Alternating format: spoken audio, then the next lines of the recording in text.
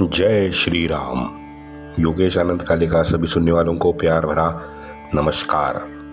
मित्रों, अगर मेरा कंटेंट आपको अच्छा लगता है तो कृपया लाइक, शेयर और सब्सक्राइब ज़रूर करें। आज इतना तो हो गया है कि हर एक एपिसोड 100-150 लोग देखते हैं। मेरी आपसे गुजारिश इतनी है कि भाई जो 100-150 देखते हैं उसमें से तकरीबन 60-70% लोग नए होते हैं। तो भाई साहब कृपा करके सब्सक्राइब करें, और अगर आपको कोई विषय अच्छा लगता हो तो उसके बारे में मुझे बताएं। मैं ज़रूर कोशिश करूंगा कि उसका इतिहास मैं आपको बता सकूं। आगे बढ़ते हैं। कल जो मैंने शिंदे और नाना के पत्र आपको लास्ट एपिसोड में बताए थे मित्रों, ये जो पत्र व्यवहार है ये आज प्रातिनिधिक तौर पे मैं बता रहा हूँ। वहाँ पे वैसे रघुजी भोसले जो थे नागपुर वाले, उनका भी व्यवहार ऐसा ही अस्ताव्यस्त अव्यवस्थित था। बंगाल के मुर्शिदाबाद का हिसाब नाना को आखिर तक नहीं दिया। जगन्नाथपुरी और राजमहल में आमदनी के जो पैसे मिले उसमें से पेशवा का हिस्सा पेशवा को तो मिला, लेकिन हिसाब का कागज रघुजी भोसले ने भेजा ही नहीं। अंताजी तो सालों का हिसाब एक साथ ही भेजता था। अब ये देखो, ये मानवीय स्वभाव है। मैं दूषण नहीं दे रहा हूँ, बस ये बता रहा हूँ कि अव्यवस्था अपने चरम पे गई थी। सरदार लोग कर्ज लेते थे, जवाबदेह नाना को बनाते थे। सभी कर्जों का बोझा नाना के सिर पर जिंदगी भर रहा। अब देखो ना, पेशवा बना तो पिता ने लिया हुआ कर्ज चुकाया। उसके बाद बारी आई शाहू महाराज के अपने वैयक्तिक खासगी कर्जा की। ये कर्जा कोई स्वराज्य के लिए शाहू महाराज ने नहीं लिया था। ये तो शाहू महाराज के दान धर्म, उनके रानियों ने अतिरिक्त खुद के लिए जो पैसे थे उसका भुगतान करना था, वो कर्जा था, वो नाना ने किया। साहूकारों के कर्जे थे वो चुकाए। एक तो साहूकार, मैंने आपको बताया कि पूना में तकरीबन 20-25 दिन आके बैठा था, रोज दरबार में आता था, उसका कर्जा चुकाया, उसको भेज दिया बारामती। उत्तर का मित्रों अभियान जैसे मराठों का बढ़ते गया, सरदारों ने अमाप राशि, बेतहाशा राशि खर्च करनी शुरू कर दी। अब उसमें ज्यादातर कर्जा था, उसका भी भुगतान नाना को ही करना था।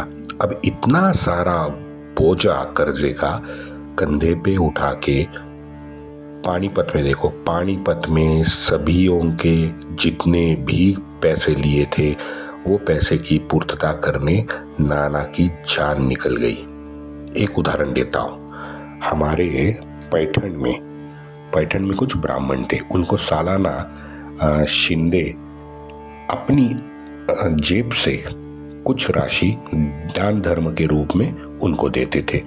अब ये मारवाड़ का प्रकरण हो गया। मारवाड़ के प्रकरण के बाद जाहिर है वो दान धर्म खंडित हो गया। पैसों की कमी थी तो खंडित होना ही था। अब पैठन के ब्राह्मण अनिश्चित काल पे वहां पैठन में उपवास के लिए बैठे। अब बताओ, या तो वो परिस्थिति से अनजान थे या स्वार्थी थे, राष्ट्र की तरफ नहीं देख रहे थे, हमारा पेट कैसे भरे यही देख रहे थे। अब यही काशी में भी ऐसा ही हुआ, मैंने आपको बताया। मदद को हक मानने लगे हैं लोग, ये मनोवस्था है। महिलाओं का ये 2500 का मामला भी मित्रों वैसा ही है। सरकार बनती तीसरे दिन ये दिल्ली के गंदे नाली के कीड़े विधानसभा में पोस्टर लेके पहुंचे कि भाई सरकार की पैसे देने की मनीषा नहीं है, महिलाओं को 2500 तुरंत दे दे। बताए, इन्होंने, हमारे रेखा जी ने, जैसे वो फोटो दिखाते हैं ना, मत्था लेके वो बैठ गई, मत्थे पे हाथ लेके, वैसा ही नाना ने सर पकड़ा। क्योंकि दत्ता जी को नाना पत्र लिखता है, नाना पैठन के ब्राह्मणों के बारे में नाना पत्र में लिखता है, अब इन ब्राह्मणों को कैसे समझाएं? मैं निरुत्तरित हूं, कृपया आप ही कुछ हल निकाले। ये क्या दर्शाता है बताओ? अपने सरदार के जीवनमान इन ब्राह्मणों ने देखे होंगे, तो इन ब्राह्मणों ने देखे तो भाई वो भी लाभार्थी बन गए। हाँ, उनको तो लगा ये सरदार के ग्वालियर का महल शायद उन्होंने देखा होगा, वास्तुएं देखी होगी, धार, इंदौर, वडोदरा, हाँ, इनकी उत्तुंग इमारतें देखी होंगी, राजमहल देखे होंगे। अब इतना सारा देख के कोई भी कहेगा कि भाई ये तो संपन्न सरदार है।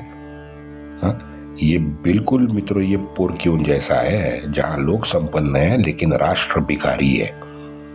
खैर, अब तो वो राष्ट्र भी नहीं रहा, एक कामांध जानवरों का झुंड बन गया है वो 25 करोड़ वाला हमारा पड़ोसी। मित्रों, मैं बता रहा हूं आपको, इसी मानसिकता से तेल संपन्न वेनेजुएला देश आज बर्बाद हुआ है। दूसरे नंबर का, विश्व में दूसरे नंबर का ऑयल रिजर्व रखने वाला ये देश आज देश और देशवासी दोनों कंगाल हो चुके हैं। ये जो वैयक्तिक स्वार्थ आपको कहां ले जाता है, ये जाते वक्त आपको दिखता नहीं है, लेकिन अगर गड्ढे में गिरते हो ना तब पता चलता है कि ये वैयक्तिक स्वार्थ मुझे कहां ले गया। भाई खुद को तो डुबो देता ही है, अपने राष्ट्र को भी पूरी तरह से डुबो देता है। लीबिया में क्या हुआ? हाँ, गद्दाफी जो भी था, हाँ, भाई लीबिया वासी सुख चैन की नींद तो सोते थे। आज क्या हुआ है देखिए, इराक में क्या हुआ है, सीरिया का हाल देखो, वही हाल इस्लामिक स्टेट ऑफ इंग्लैंड का होने वाला है।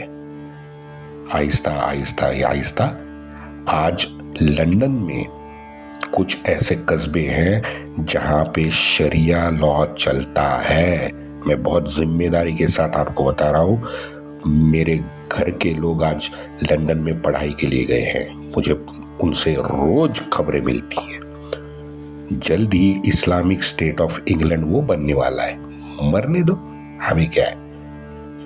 मैं फिर कह रहा हूं मित्रों, और कहता रहूंगा, राष्ट्र प्रथम होना ही चाहिए। व्यक्ति तो सबसे निचले पायदान पे आता है। व्यक्ति पूजा करके आज 100 साल पुरानी पार्टी का हाल देखो। हाँ, कल परसों 2-4 दिन पहले गुजरात में उनका अधिवेशन हुआ था। अब पार्टी का अध्यक्ष कहीं कोने में स्टूल पे बैठा आपको दिख जाएगा, और ये इटालिक खानदान जो राज परिवार है ना, ये अपने पिछलग्गों के साथ सोफे पे बैठा है। प्रश्न ये नहीं है कौन कहां बैठा है, प्रश्न है सोच का। पार्टी अधिवेशन में अध्यक्ष तो सबसे प्रभावशाली होना चाहिए और उसकी मान मर्यादा भी रखनी चाहिए। इस अध्यक्ष को उन्होंने सुरक्षा रक्षक प्यून होता है ना ऑफिस के बाहर, वैसी उसकी हैसियत कर दी थी।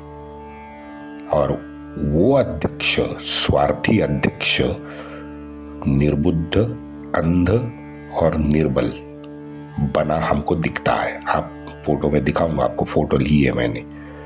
आत्मसम्मान की कोई जगह ही नहीं बची है उस अध्यक्ष में।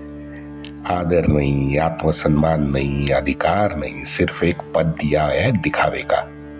अब पता नहीं मुझे ये लालची नालायक गुलाम हिंदू सो कैसे पाते हैं। हाँ, मुझे तो लगता है कि ये वृक्ष कभी नहीं बन सकते, क्योंकि इनकी मानसिकता वो बेल जैसी है जो हमेशा जीने के लिए किसी की बैसाखी लेते हैं। हाँ?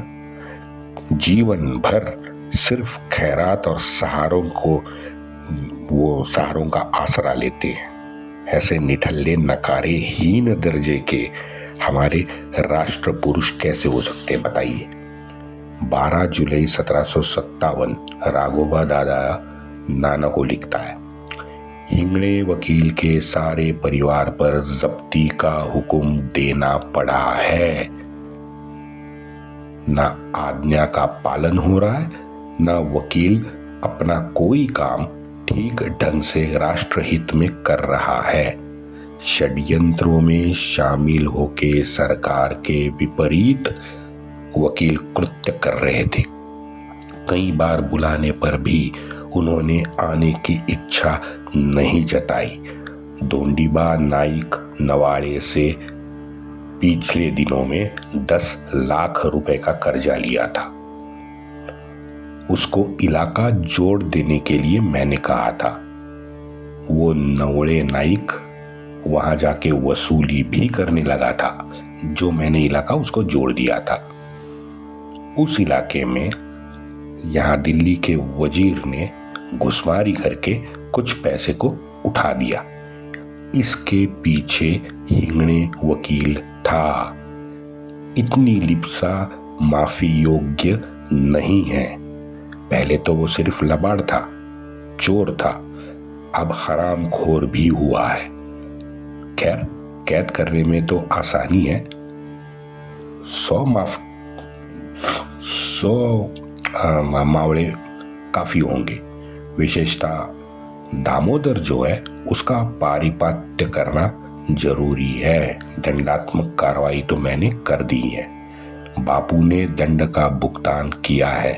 तो 4 अगस्त के पत्र में दादा फिर से एक बार लिखता है, दादा साहेबांस दंडवत। 6 लाख का हिसाब साहूकार के साथ चुकता कर दिया है। दीक्षित ने वकील के सारे घर, उसका जड़ जवाहर सभी की सूची बना रखी है। 1 लाख रुपए अंताजी से लेके हिंगणे ने भुगतान किया।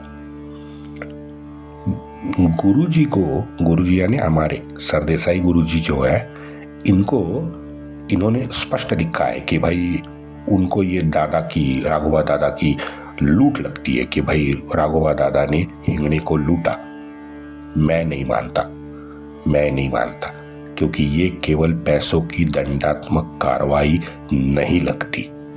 हिंगणे को सबक सिखाना जरूरी था और समय रहते सबक सिखाना जरूरी था। खैर, बापूजी ने तो सीधा कह दिया कि मैं पुणे जाऊंगा और अपना पक्ष रखूंगा। अंताजी से जल्दबाजी में जो 1 लाख रुपए उसने लिए हैं, उसकी जरूरत क्या थी बताइए? क्योंकि अपराधी भावना थी ना। ये सत्य था ना कि उसने पैसे की हेर फार की थी।